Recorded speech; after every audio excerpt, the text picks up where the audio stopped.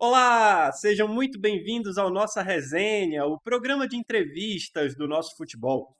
O ABC, pelo segundo ano consecutivo, está disputando a Série C do Campeonato Brasileiro e vai, claro, brigar por uma das 4 vagas para a segunda divisão do ano que vem. Série C, competição o qual a equipe foi campeã em 2010 e quer o segundo título. E para contar para a gente como está esse planejamento da equipe Potiguar para a sequência do campeonato, recebemos hoje aqui no nossa resenha Evaristo Pisa, técnico do ABC Futebol Clube, com larga experiência também em outros clubes da região Nordeste, do interior de São Paulo. Evaristo, seja muito bem-vindo à nossa resenha, é uma honra recebê-lo aqui. Obrigado, prazer estar participando com vocês, Matheus, Juliana. Prazer estar mais uma vez, podendo falar um pouco de futebol, do nosso projeto aqui, compartilhando com vocês. Ao meu lado, compondo a mesa, Juliana Lisboa, jornalista, comentarista aqui da casa. Tudo bem, Ju? Seja muito bem-vinda à nossa resenha.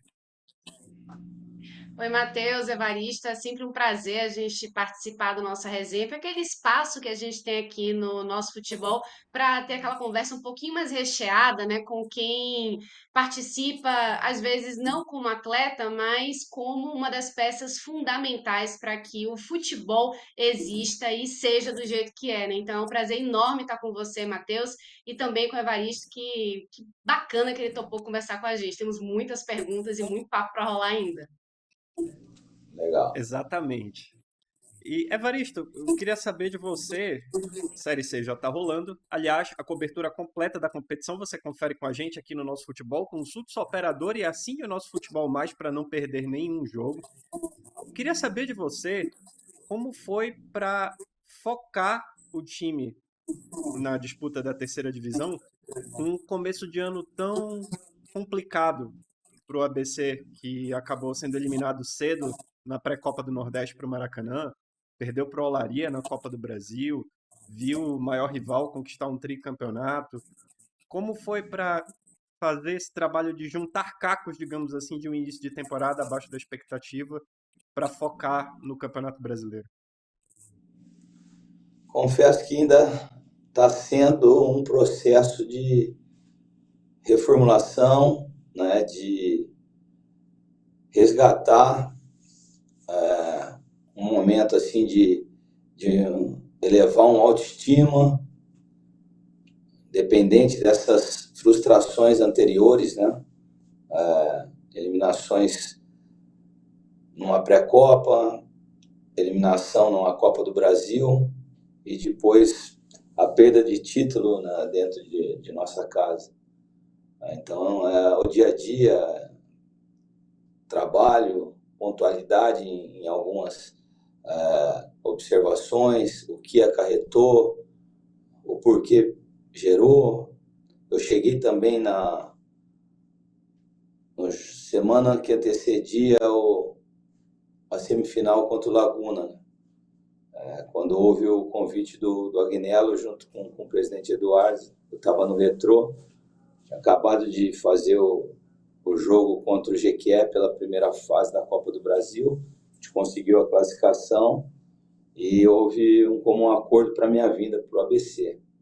Eu vim sabendo um pouquinho do que estava acontecendo, entendi que o convite do Agnello diante da camisa do ABC seria uma situação importante da minha carreira e abracei essa causa junto com eles. Tentei nessa minha chegada em um mês praticamente de trabalho fazer o nosso melhor para conseguir o título, contra o América.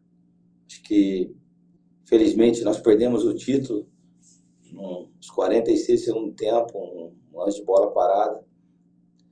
Mas houve uma evolução, na característica de jogo, e após a perda, o entendimento do que seria, o ideal para esse novo projeto de Série C, pensando na busca do objetivo principal do clube, que é o acesso. Então tomamos algumas decisões junto com o presidente e com o Agnello, uma reformulação no elenco, chegada de 14 atletas, num curto período, né, 10 dias apenas para integrar, para tentar dar o conjunto, mas fomos bastante pontuais, né, nas características e trabalhando dia a dia. Ainda tem muito ainda para colocar, tem muito para a gente unificar ideias, né? Teve jogadores que chegaram na quarta, quinta-feira, antes da viagem para São Bernardo. O Carlos Eduardo chegou na quinta pela manhã, o autor do gol do jogo, né? Então, acredito que esse processo ainda vai ser gradativo, semana a semana, mas a gente entende que esses jogadores que vieram para potencializar o grupo que permaneceu, a ideia é que eles consigam unificar e criar um bom DNA para a competição, né, para o projeto do clube ao longo do Campeonato Brasileiro da Série C.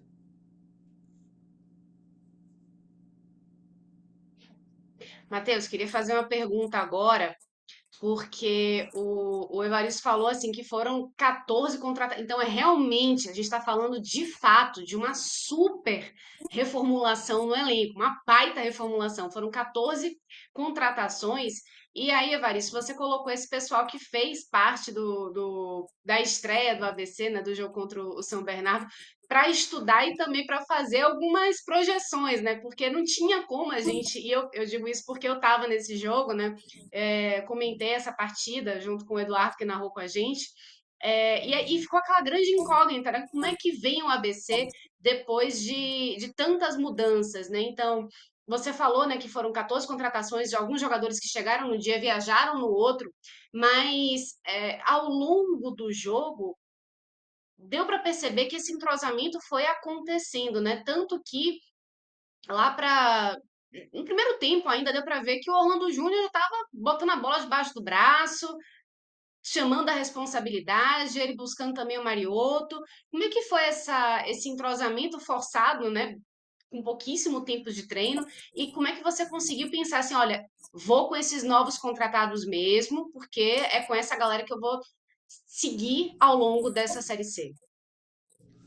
Então foi assim, bastante estudado, né? Não só a escolha, né, para a viagem dos 22 jogadores, desses 22, 10 foram jogadores que chegaram no clube.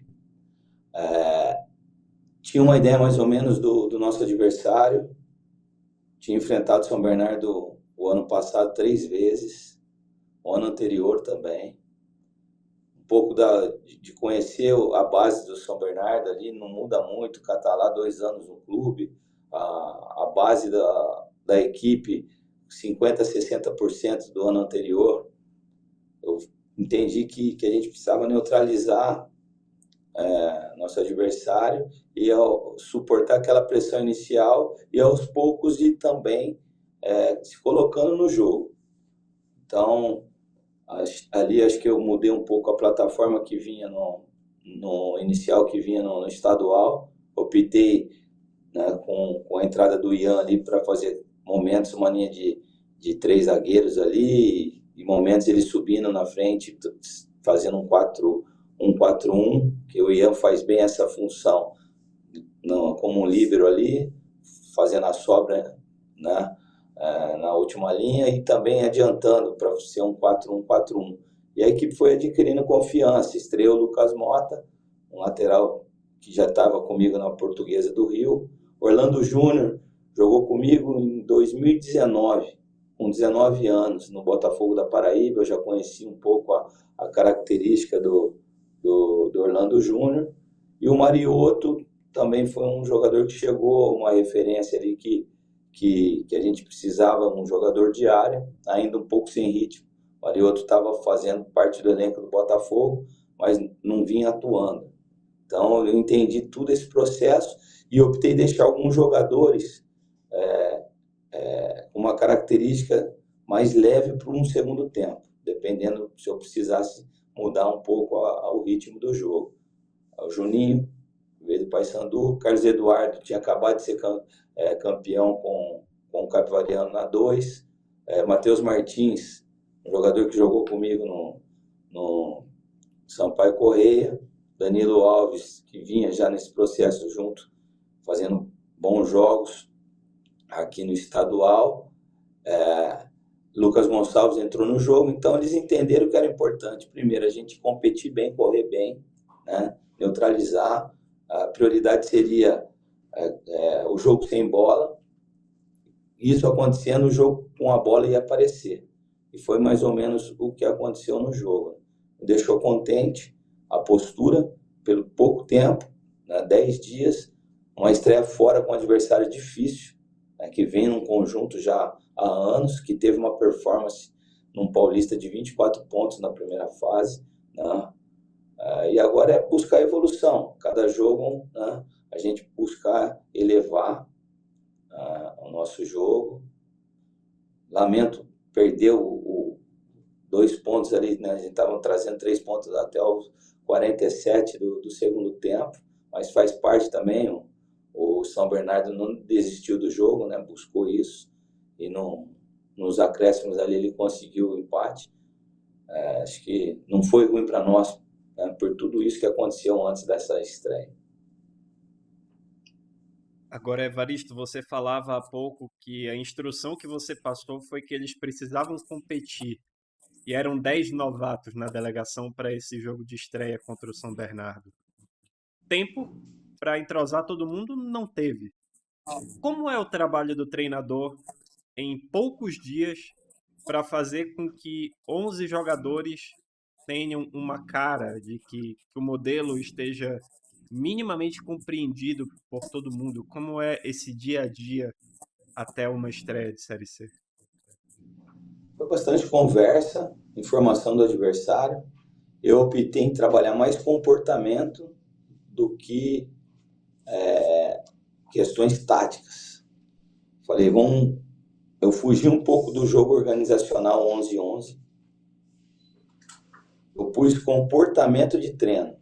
Um perde, pressiona, um trabalho de superioridade numérica, um bloco médio, um bloco alto, um bloco baixo, assim, em jogos reduzidos, assim, pensando mais em gerar estímulos que a equipe precisava ter em comportamento para poder transferir para o jogo organizacional. E eles pegaram bem, né? Com mesmo pouco tempo de trabalho. Eu tive um amistoso que antecedeu, né, contra o Santa Cruz. A gente fez a vitória lá no 1-0, um jogo amistoso com o público, então já teve uma quebra, não foi tão assim diretamente para um jogo oficial, né? Contra o São Bernardo.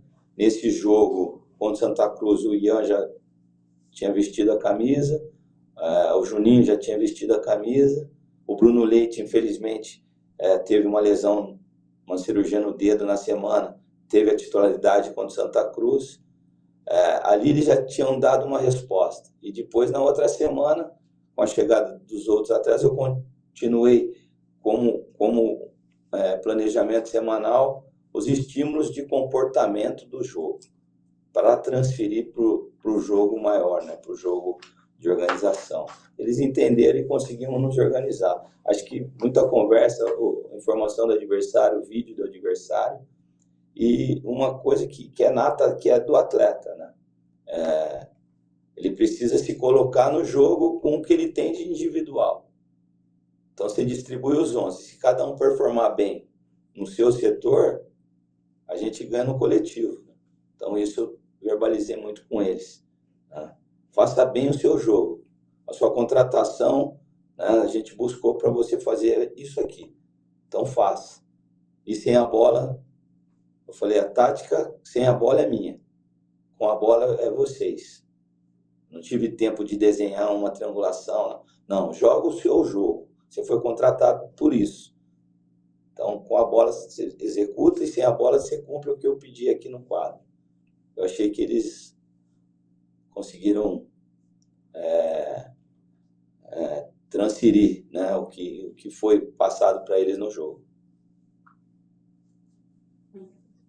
Agora, Evaristo, a gente acha que Não é só você passar as instruções, né? E a gente entende que no grupo sempre tem alguns jogadores que são referência, né?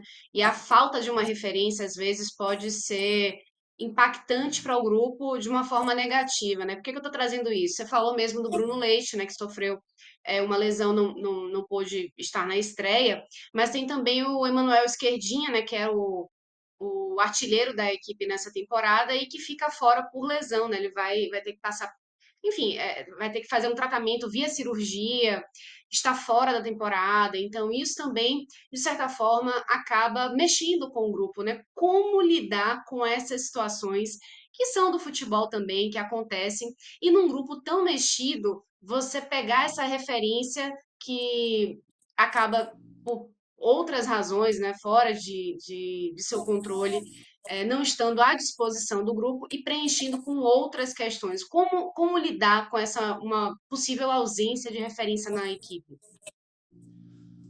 Potencializar todos, né?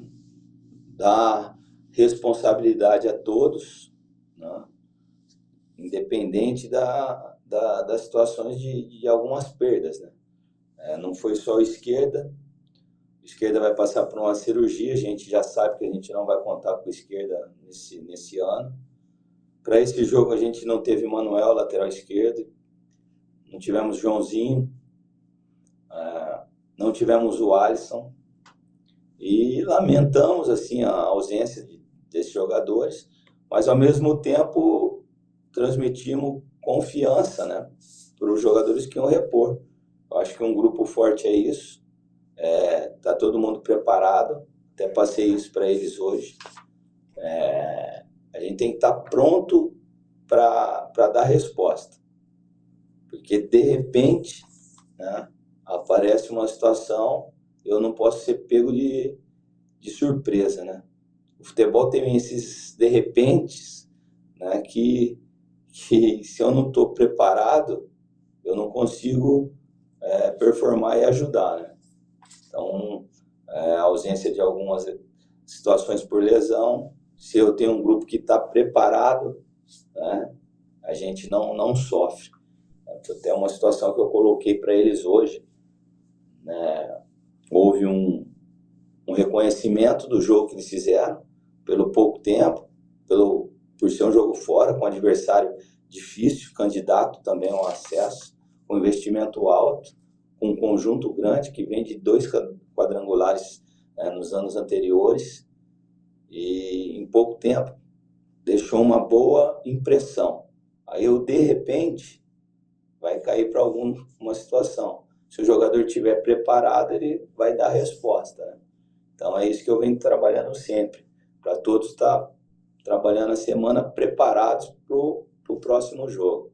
Independente de uma referência da equipe ou não, de uma lesão ou não, se tiver todo mundo pronto, a gente consegue ter ganhos. Evaristo, você falava há pouco sobre o jogo contra o São Bernardo, né? O gol ali no último lance praticamente da partida, e o mesmo ocorreu na decisão do Campeonato Potiguar contra o América. O que vocês conversaram sobre essas ocorrências de gols no final da partida? E a que vocês atribuem isso também? Tem alguns estigmas que é complicado de se quebrar, né?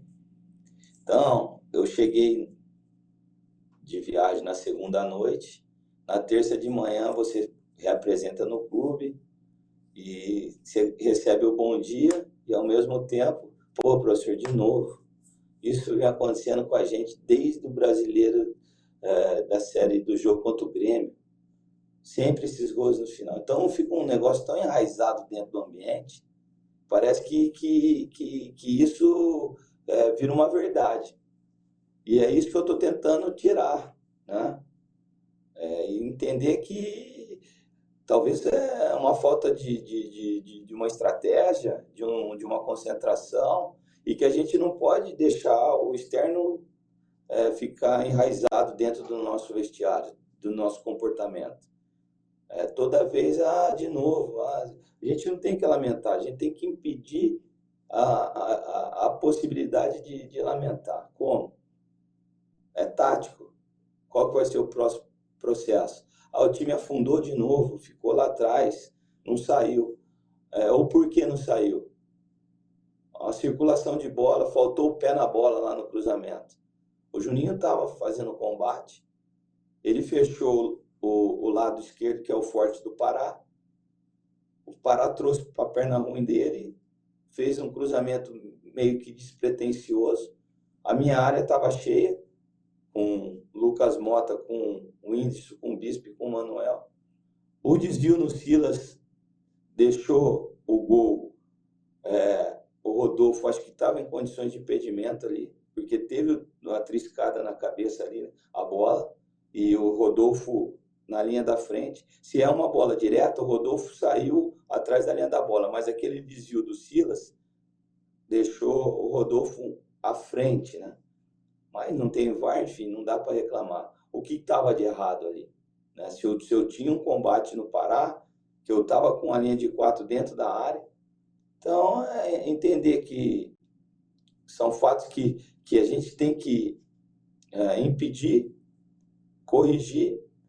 Será que se eu subo um pouco mais a pressão no início da circulação, quando estava Foguinho, o Helder e o Foster ali com a bola no pé, e eu optei em ficar num balanço das linhas no nosso campo, poderia ter impedido essa bola chegar no Pará? É isso, vamos trabalhar isso. 40 minutos do segundo tempo, 42, a gente com 1-0. Acabou o jogo. Como? Acabou o jogo, não tem mais jogo. É antijogo, mas vai nos dar os 3 pontos.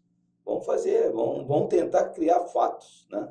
E potencializar a questão mental, né? Tirar coisa ruim do pensamento, né? Tira coisa ruim, o que ficou um projeto novo. Aconteceu, mas não vai acontecer mais, e vamos para a próxima. Entendeu? Acho que é isso que eu venho trabalhando com eles desde a reapresentação.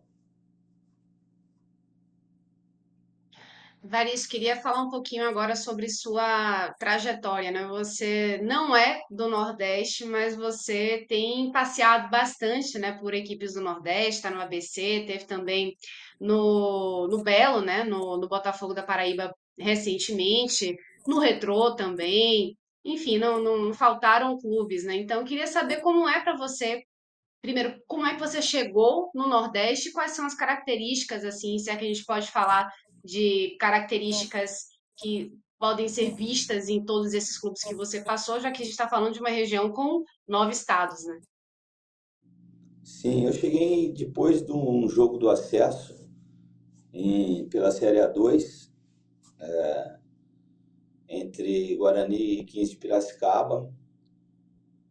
Eu perdi o acesso para o Guarani, passou acho que uma semana, 10 dias. O Edi Souza, um representante que ele tem uma entrada muito boa no Botafogo da Paraíba, me fez um convite, se eu tinha interesse de vir ser o comandante do Botafogo da Paraíba na época, em 2018. Disse que sim, que ia ser a minha primeira saída do estado de São Paulo. Trabalho desde 2010 em todas as divisões do Campeonato Paulista, desde a Bzinha A3, A2, A1, né? Mas nunca tinha saído do estado. Eu iniciei minha carreira, meu primeiro trabalho como treinador foi no Japão, em 2006, 2007. Depois São Paulo, desde 2008, num trabalho como auxiliar do Admilson Venâncio no Paulino Futebol Clube, de 2008 até 2010. Quando o Admilson saiu, foi meu primeiro comando em 2010 pelo Paulínia, onde a gente conseguiu o acesso para a Série A3. E assim foi. E quando surgiu essa oportunidade, eu achei interessante, e dali de 2018 para 2025, praticamente todos os meus trabalhos foram aqui para a região Nordeste e Norte, né? Então, vários clubes, Botafogo da Paraíba, América de Natal, Asa de Arapiraca, Sampaio Correia, Santa Cruz, Retrô, ABC. Fico muito feliz, né, de todo esse tempo fora. Sinto um pouco a falta, né, da família, né? A família esteve comigo aqui durante 3 anos, o período maior foi do Botafogo, que eu fiquei de 2018 até 2020, foram quase 2 anos e 2 meses no cargo, e depois aqui em Natal pelo América. Então consegui ter a família perto e os outros trabalhos tudo, né, sem a minha família em São Paulo, meu filho, minha esposa. Então dificulta um pouco essa questão, mas faz parte do processo. Fiquei 1 ano e 3 meses no norte, no Manaus. E o que eu vejo dessa região aqui, a característica do jogo, né, é o que me agrada muito. O calor do povo nordestino, dos torcedores, que são ainda aquele torcedor raiz, saudosista, né, de gostar de ver a equipe assim, agressiva, aquele futebol lá de trás, o verdadeiro cenário do futebol brasileiro, o ponta direita, o ponta esquerda, o 10 que é o craque, os laterais que sobe. Eles querem ver jogo, eles não estão preocupados em ver tática, padrão, jogo tático. O treinador que é muito organizado, muito tático aqui, ele passa a ser retranqueiro, ele passa a ser defensivo. Eles querem ver o futebol que talvez nós estamos com saudade de ver na seleção brasileira. O futebol brasileiro. Então, o Nordeste é isso, entendeu? É o que eu entendo, assim, todo esse período que eu vivo. Não tem como você não ter jogadores de drible, de enfrentamento pelos lados do campo, lateral defensivo, que não apoia, o 10 que não é o craque, o 9 que não é o artilheiro. Os zagueiros, eles preferem zagueiro aqui. Não precisa ter zagueiro técnico, quer zagueiro, aquele zagueiro que é zagueiro que zagueira, sabe? É uma característica interessante.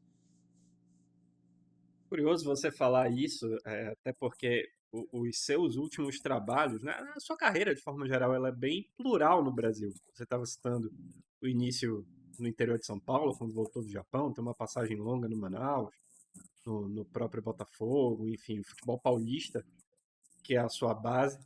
Você consegue atribuir uma identidade ao futebol brasileiro, não necessariamente ao futebol brasileiro de seleção, mas ao futebol brasileiro de clubes? Você acha que existe um padrão que pode ser observado, e para além da Série C, envolvendo séries A, B, enfim, você acha que existe um padrão de jogo a ser observado em todos os clubes do Brasil? Existe um ponto em comum em todas essas regiões? Eu acho que o futebol brasileiro em si, eu falei assim, do Nordeste, que eu entendo, assim, principalmente na divisão que eu estou vivendo, né? Mas, vamos lá, Rogério Ceni no Bahia está conseguindo implantar uma característica. Né? Fortaleza, um padrão, que também tem a parte tática bem definida, mas ainda enraizada de algum jogo mais técnico, mais jogado. O Vitória, do Thiago Carpini, foi meu auxiliar, né, durante 1 ano e meio, aqui de Piracicaba e Botafogo. Ele conseguiu também definir bem um modelo tático, mas que tem o jogo também, né, inserido no modelo, de ser um jogo mesmo, numa transição, mas com saída, com organização leve, né, um time leve. O que eu vejo assim no futebol brasileiro, uma padronização de uma ênfase grande na questão tática, né? Principalmente nesse jogo sem bola, né? Está sendo muito cobrada essa disciplina, onde eu vejo que a gente perdeu um pouco uma característica. Vamos lá, vamos pegar dos anos 90, 2000, final de 90 para início de 2000, dos 10, né? A gente vê poucos 10 hoje. A gente vê poucos jogadores de lado de campo como tinha aquela geração. Porque a gente está priorizando muitas vezes essa tirar esses caras do setor para marcar corredor de lado de campo. Então você perde esse talento daquele 10 que organiza por dentro. Então eu vejo o futebol assim, ele está partindo mais para um lado tático, né, num padrão, do que era um jogo mais até com um aspecto do intuitivo, né? Toda a equipe antes tinha 1, 2, 3 jogadores que definiam o jogo individualmente. Hoje, se for pegar o futebol brasileiro, tem poucas equipes que têm esse padrão, né? De ter jogadores que podem definir o jogo por uma ação individual. Está muito mais tático, coletivo, do que num aspecto individual. Evaristo, e trazendo essa parte mais tática também, né, para a Série C, eu queria que você falasse um pouquinho sobre quais são os tipos de tática que a gente consegue encontrar com mais frequência na Série C. E eu acho engraçado, né, que tem muita gente que fala assim, de Série B para baixo não tem tática nenhuma, é chutão, enfim. E na verdade não, a gente só vê esquemas diferentes adaptados com jogadores de estilos diferentes, né? Eu queria do seu ponto de vista como treinador, né? O que que você encontra com mais frequência nos clubes da Série C, né, que você já disputa há algum tempo, e também no que você tenta implementar nos clubes onde você trabalha. A Série C ela está num nível bastante elevado, né? Tem bons jogos, alguns treinadores que estão na Série C, que já figuraram já a Série A, Série B, está igualando muito essas 3 divisões. Tá? Já a Série C deve tomar um formato como a Série B, pelas camisas que estão, né, descendo, e essa troca, subindo e descendo. Talvez já vire um formato de Série B com turno e retorno, né? Então está tendo jogos bons, está tendo jogos que você tem que ter esses duelos táticos, né?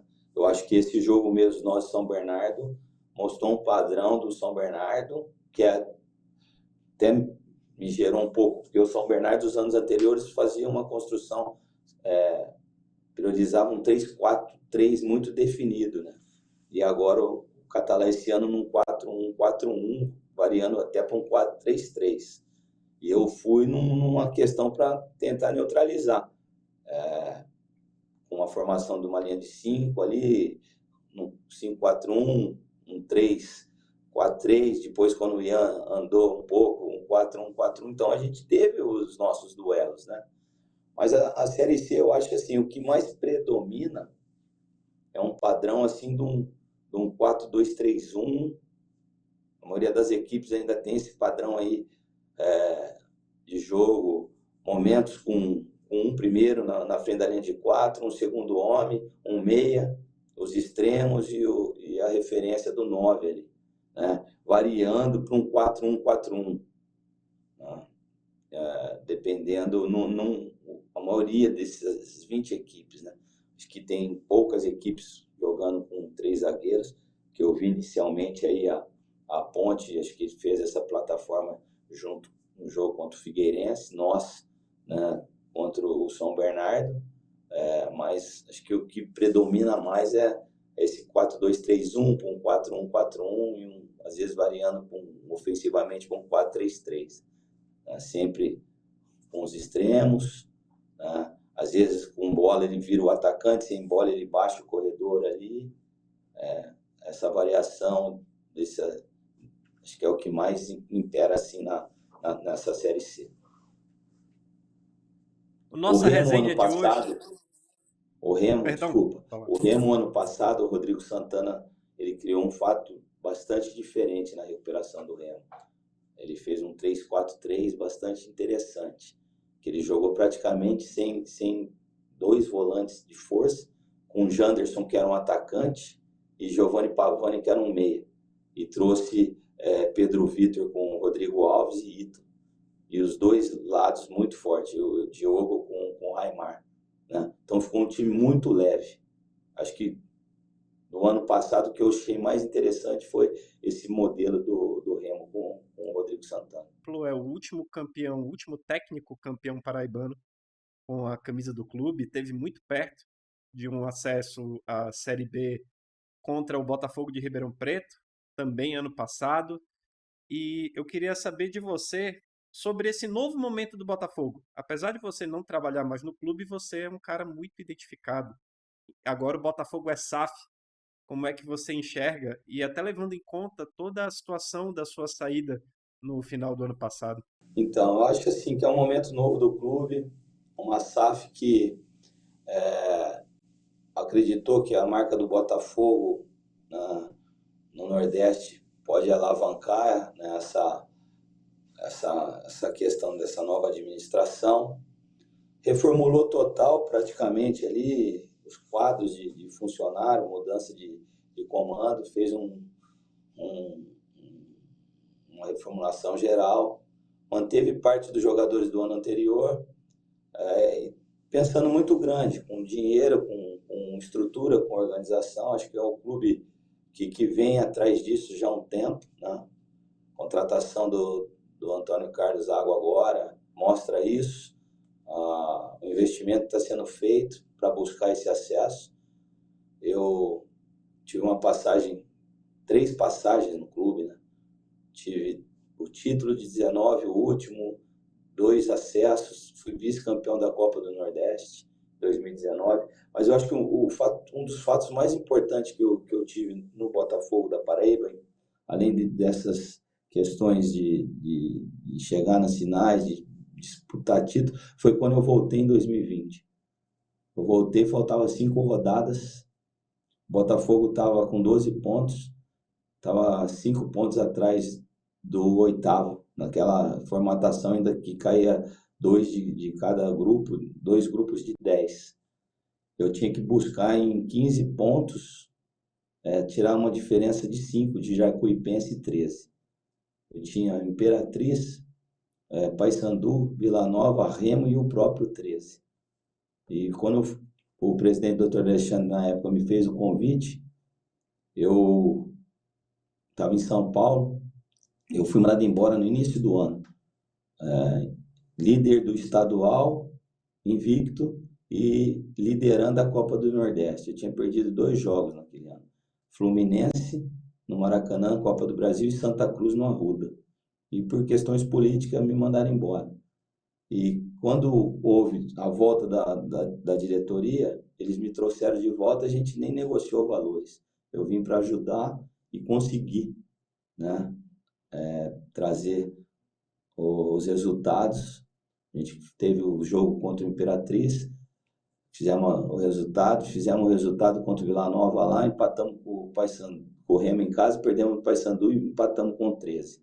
E aí decretou o rebaixamento do 13 naquele ano. Eu vejo hoje o 13 há 5 anos na Série D. Imagina se isso ocorresse com o Botafogo. Se a gente rebaixa aquele ano de 2020, será que teria a SAF hoje? Né? Então, acho que aquele momento foi o mais importante. E eu acredito que com a SAF vindo e dando a estrutura, como está ocorrendo, é um clube que tem grandes chances, né, de conseguir se fortalecer dentro de um cenário nacional, né, porque é um investimento alto. Eu participei um pouco no momento que eu estava, acho que são 15 anos, né, dessa parceria, desse investimento, são 285 milhões, então eles não estão brincando, né? Eles vão vir forte aí para tentar ficar firme aí e se tornar uma potência no futebol brasileiro. Evaristo, ainda perguntando um pouco sobre essa sua última experiência no Belo, que você foi demitido depois de ter conseguido levar a equipe para o quadrangular final, né? Mas não conseguir o acesso. Aí fica a pergunta: você como treinador tem que lidar muito com o aspecto mental dos seus atletas. Mas como é que fica o aspecto mental do treinador depois de você conseguir fazer um campeonato sólido, E óbvio que o principal ali, que você realmente queria, que o clube queria, que a torcida queria, os jogadores também, era o acesso. Mas será que com isso fica todo o trabalho jogado fora, não tinha nada ali que pudesse ser aproveitado? Como é que fica a cabeça do treinador que preparou uma equipe que foi longe também? Ali foi mais uma vez uma questão ali de uma ingratidão, talvez. Eles tinham o direito de me desligar a partir do momento que você compra um clube, né, tem todo o direito de tomar a decisão que quiser, né, porque o clube passou de ser um clube associativo, ele virou uma empresa. E a empresa ela tem o direito de tomar a decisão que ela quiser de quem vai ser o funcionário, né? Só que a maneira que eu fui desligado, eu achei bastante deselegante pelo número de jogos que eu tenho, tá, dentro do clube, por tudo que eu passei, né, nesse período que foi citado aí, de títulos, de, de momentos, né, bastante positivos, mesmo não tendo acesso. A melhor campanha da história da Série C, 41 pontos. E por não ter conseguido o objetivo, a maneira que eu fui desligado. O Claudinei Oliveira no Londrina não conseguiu, permaneceu. O Catalá no São Bernardo não conseguiu, permaneceu. Entre outros treinadores, acho que só eu no Botafogo que fui desligado. E eu fui desligado assim numa conversa muito rápida. Eu só perguntei pro executivo, pro Fausto, como seria, porque eu tinha acabado a competição, tinha um contrato até o final do estadual de 2025 e queria entender para poder voltar para São Paulo, ver minha família. E quando a gente retornava, enfim, deixar as coisas organizadas, ele pediu um posicionamento. Ele falou que entrou em contato com o pessoal da SAF e eu tinha 3 cláusulas no meu contrato, que era uma multa contratual para sair para a Série B, uma multa contratual se algum time da mesma divisão fizesse um convite, e se virasse a SAF teria o direito de tomar a decisão que ela queria, sem multa. E aí ele me comunicou que enviou o contrato para o pessoal da SAF e eles falaram que iam mudar para oxigenar o clube, que ia começar do zero. Falei, só isso? Só isso. Falei, ok, dessa forma. E assim foi, entendeu? Então não teve uma conversa direta. Depois o Lucas Andrino, que é um dos representantes da SAF, me mandou uma mensagem por WhatsApp, que entendendo o meu, assim, que eu entendesse o meu desligamento, e que ele ia me ligar um dia para a gente poder conversar. Até hoje não houve essa conversa, mas passou. Naquele momento eu não quis buscar meus direitos, porque quando eu fui mandado embora, quem me mandou embora foi o Botafogo da Paraíba, né? Porque a SAF foi constituída em fevereiro. Então, eu tinha direito à minha multa não foi paga, eu também não quis cobrar meus direitos, por tudo que o Botafogo representou para mim, para minha vida, para minha carreira, por tudo que eu cresci aqui no Nordeste. Eu devo muito também ao Botafogo em 2018. Eu reconheci o quanto ele me potencializou. Eu reconheci que depois do ano de 2019, ele me presenteou com o concurso da licença A da CBF. Então eu falei, eu não vou buscar meus direitos na justiça, vou seguir minha vida e tomara que o clube também siga a dele, independente da decisão tomada. E agora, e também numa das conversas de bastidores, é que eles iam levar o João Bursi, que era um treinador que já tinha trabalhado na SAF, né, no Cianorte na época, e que o João Bursi era um especialista na Série C. Teria subido Vitória naquele ano, né? Então era a ideia também trazer um treinador com acesso na Série C. E aí o João Bursi me perde o estadual, eles mandam o João Bursi embora. Então é uma coisa que meio que desconexa, né? O futebol, infelizmente, tem isso também. Você projeta uma situação e depois você muda. Quando vai te tirar, eles arrumam um argumento para tentar justificar uma situação que no momento pode ser confortável, né? Mas a vida segue. Hoje eu estou em outro projeto, estou feliz aqui no ABC, vou fazer o máximo para estender meu vínculo aqui com o ABC, como foi no Botafogo, deixar marcas, trazer os objetivos, conseguir, né, primeiramente a classificação entre os 8 e depois, consequentemente, o acesso, e o Botafogo seja feliz aí nessa nova sequência da SAF no projeto do clube. E você conhece muito bem a realidade de vários clubes da Série C e com perfis diferentes. Você é identificado com o Botafogo, está trabalhando no ABC agora, mas ainda esse ano você trabalhou no Retrô, inclusive fazendo parte da campanha, né, do clube que foi finalista do Pernambucano e inclusive classificou para a segunda fase da Copa do Brasil, vencendo o Jequié, depois você sai para ir para o ABC. Como são essas realidades? A gente sabe que o Retrô é um clube empresa com uma bela estrutura, o ABC clube de massa tradicional. Como é a questão do trabalho em cada um desses clubes? Você consegue perceber semelhanças e diferenças? A questão do Retrô, eu tive um convite quando eu estava na Portuguesa do Rio. Meu contrato com a Portuguesa era só até o final do estadual, do Carioca. E quando o Retrô me fez o convite, ele me fez uma proposta anual, pensando na Série C também. Cheguei no momento que o clube foi eliminado também na pré-copa pelo Motoclube e vinha de uma derrota do Maguari no estadual. Cheguei no clube, tudo muito novo para mim, um clube maravilhoso em termos estruturais, uma realidade talvez padrão Série A de nível nacional.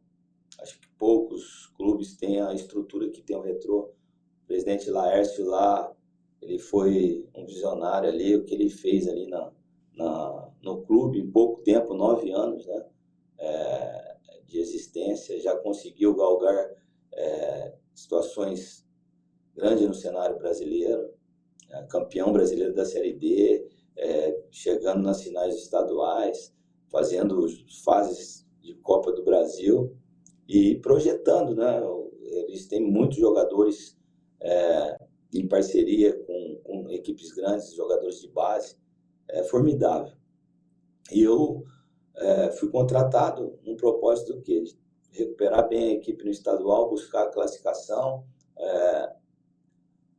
Copa do Brasil, quanto mais a gente estendesse, né, a permanência nas fases, para o clube isso seria importante, e buscar numa primeira Série C deixar uma marca. E desenvolvi meu trabalho, consegui a classificação no estadual, e só que a maneira que a gente conseguiu a classificação não agradou um pouco o Laércio, porque ele estava com um investimento alto e a equipe classificou em sexto. Ela veio numa sequência assim, de muitos empates, jogadores chegando, eliminação, sendo muito cobrada, e ela tinha um investimento talvez de uma segunda folha, e o Laércio queria um pouco mais do que o sexto colocado. E numa conversa ele disse, né, que gostava muito da minha pessoa, que os jogadores elogiavam muito o meu trabalho. Diego, né, que é o filho dele, que ele escuta muito, disse que dos últimos trabalhos ao que ele estava mais se identificando ali e tal, mas Laércio falou que não estava vendo resultado. Todo mundo falava bem, mas o resultado no jogo, em pontos, não estava vindo. E estava preocupando ele. Haja visto, ele vinha conversando com alguns atletas para trazer para a próxima sequência e também abriu conversa com alguns treinadores. E ali ele falou no grupo, junto com os atletas, ele podia ter uma conversa comigo direta, né? E ali eu agradeci, né, o Laércio por gostar da minha pessoa e falei para ele, talvez se você gostar da minha pessoa e não gostar do meu trabalho, eu não vou te dar o que você está querendo. Você tem que gostar do meu trabalho também, né? Não só da minha pessoa. E é uma via de mão dupla. Da mesma forma que você conversa com treinadores, tem equipes que conversam com a gente. Eu tenho até uma proposta para sair para ser seu adversário. Aí é de eu entender se eu saio ou se eu fico, né? Se o grupo jogar o que jogou contra Náutico e contra Santa Cruz, a gente passa do Jequié pela Copa do Brasil e passa o próximo jogo da semifinal, das quartas de final do estadual e disputa uma Série C com um perfil de buscar o acesso. Agora, se a gente tiver uma atuação como nós tivemos quanto Central e quanto Decisão, a gente não passa do Jequié, não passa as quartas de final e corre risco de rebaixamento.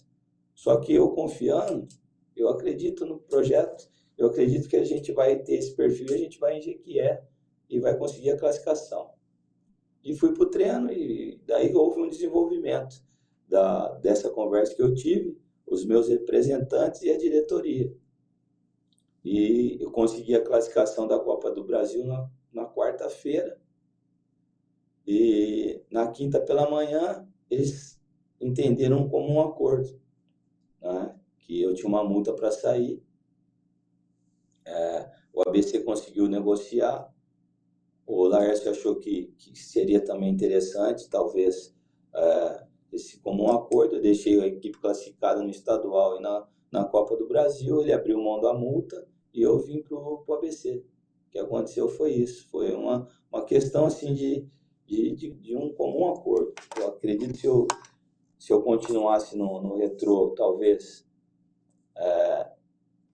eu não ia conseguir desenvolver o meu melhor e ajudar ele naquele momento. E ele também talvez achou que seria melhor trocar, tanto que ele optou em se acordar as diretorias. Não houve nada sem o acordo entre as diretorias. E daí eu vim para cá para iniciar esse novo projeto. Adoro o Laércio. Só tenho que agradecer o Salles, que me levou também, que é o executivo. O clube, a estrutura não me faltou nada. E só foi um momento de mudança de rota. E quando eu vim para o ABC, quando surgiu a proposta do ABC, confesso que também me motivou muito. Pela camisa, pela grandeza do ABC, pela história do ABC. Então, balançou bastante, né? Uma estrutura do Retrô e uma história do ABC, né? Então, eu fiquei bastante dividido e acabou que o desfecho foi minha vinda para cá. Eu estou bastante feliz. Evaristo, queria fazer uma pergunta assim um pouquinho mais genérica, mas eu acho que faz muito sentido para um treinador que gosta de conquistar coisas. É claro, todo treinador gosta de conquistar coisas, mas assim, na sua trajetória, você já conseguiu somar títulos importantes. Eu queria saber o que que falta para você. Qual é o título que você ainda gostaria muito de saborear? Uma Série C, com um ABC, talvez, uma Copa do Nordeste, enfim, alguma outra competição, uma Copa do Brasil, enfim. Eu venho buscando esse acesso na Série C já há um tempo, né? E a gente precisa desse reconhecimento, né? De você conquistar. Eu perdi a Copa do Nordeste para Fortaleza em 2019. É uma competição que eu gosto, que eu acho que ela é interessante, é uma das mais fortes no início do semestre, essa competição. Eu perdi um acesso, faltava 20 segundos para o Botafogo de Ribeirão em 2018. Depois eu tive uma oportunidade de disputar um acesso com o Manaus em 2021. Perdi para o Novo Horizontino lá em Novo Horizonte, 2-0. Na verdade, se eu faço a vitória no Tombense em casa, acho que esse jogo me atrapalhou. Perdi também no último minuto. Tava 1-1 jogo, daí o Tombense fez a virada, subiu naquele jogo, e eu fui para um jogo de vida contra o Novo Horizontino e perdi o jogo lá 2-0, o Novo Horizontino subiu. E o ano passado, a melhor campanha da Série C, e no quadrangular novamente, a gente não conseguiu esse objetivo. Isso não me frustra, sim me fortalece, porque a gente vem, né, chegando, vem buscando, e eu não vou desistir, ninguém vai roubar minha fé. Podem falar, é pé frio, que tem os jargões, né, de fora, chega, mas não sobe. Até um comentário que na época, eu sou de Campinas, né? Eu trabalhei no Guarani em 2014, e o Guarani na época estava para ser rebaixado o ano passado na Série B, e eu vinha subindo aqui na Série C. A Pisa subir lá, o Botafogo, ele vem pro Guarani, o Guarani caindo, especialista na divisão e tal. Acabou que o Guarani caiu e o Pisa não subiu. E aí o Pisa já não serve, entendeu? Se sobe, serve, se não sobe, não serve. Então as pessoas julgam muito isso de fora, e eu não posso me colocar no pensamento do externo. Eu tenho que entender o que eu faço e o porquê acarretou de não ter o acesso, enfim, né? E continuar buscando isso. Eu acho que o que eu mais busco é esse acesso, né? Aí vai consolidar o trabalho,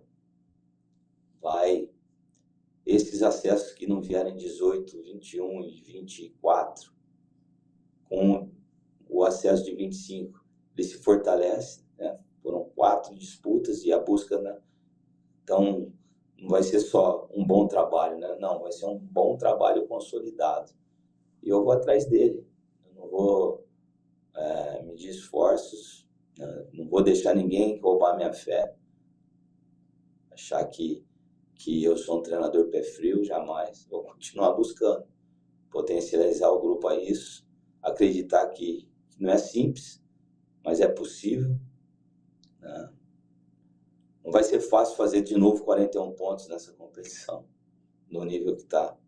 Acho que a campanha que nós fizemos ano passado e o Atlético, vai ser difícil, talvez esse ano, alguém pontuar dessa forma, né? Foram 12 vitórias, 5 empates e 2 derrotas numa competição tão forte. E é isso, acho que o que eu mais busco nesse momento para responder a sua pergunta, Juliana, é esse acesso. A gente sempre encerra o nossa resenha, Evaristo, perguntando para o convidado que história ele quer contar na próxima vez que for convidado a participar do programa. Mas você respondeu muito bem já aí na pergunta da Juliana, que o foco total é esse acesso, não só pelo ABC, pelo clube, pelo seu trabalho em si, mas por essa questão pessoal também, né, de superar tudo que aconteceu aí nos últimos anos. E eu queria aproveitar para te agradecer pela disponibilidade, agradecer também a assessoria do ABC por ter feito esse meio de campo, viabilizado a participação do Evaristo Pisa aqui com a gente, e desejar a você e ao ABC sucesso na sequência da temporada, que as coisas possam caminhar da melhor forma possível. Muito obrigado pela sua participação. Eu que agradeço, Matheus, obrigado, Juliana, obrigado pelo convite. Estarei sempre à disposição. E para tudo isso acontecer, né, a gente precisa muito do nosso grupo de atletas, nossa diretoria junto. Eu acho que o principal é a torcida do ABC acreditar junto com nós aqui, independente do que aconteceu no trimestre, né? Agora, o que ficou, ficou, e que ela nos faça forte, nos encoraje, nos potencialize, né, na busca, porque quando ela está junto aqui, o Frasqueirão ele se torna realmente um local que é difícil, né, você deixar a oportunidade escapar. Então, que os torcedores acreditem nisso também, que é um novo grupo, um grupo que foi montado para esse objetivo, de atingir esse acesso. Juliana Lisboa, sempre uma honra estar aqui com você. Valeu demais. Matheus, prazer todo meu. Evaristo, mais uma vez, muito obrigada pela participação e disponibilidade. Ficar aqui ao lado desses dois craques é muito fácil, o jogo flui, que é uma beleza. Então, muito obrigada, gente, e até a próxima. Até a Agradeço ao próxima. Evaristo, à Juliana e a você que acompanhou o nossa resenha aqui com a gente. Segunda-feira a gente está de volta aqui no nosso futebol, o canal da maior paixão nacional.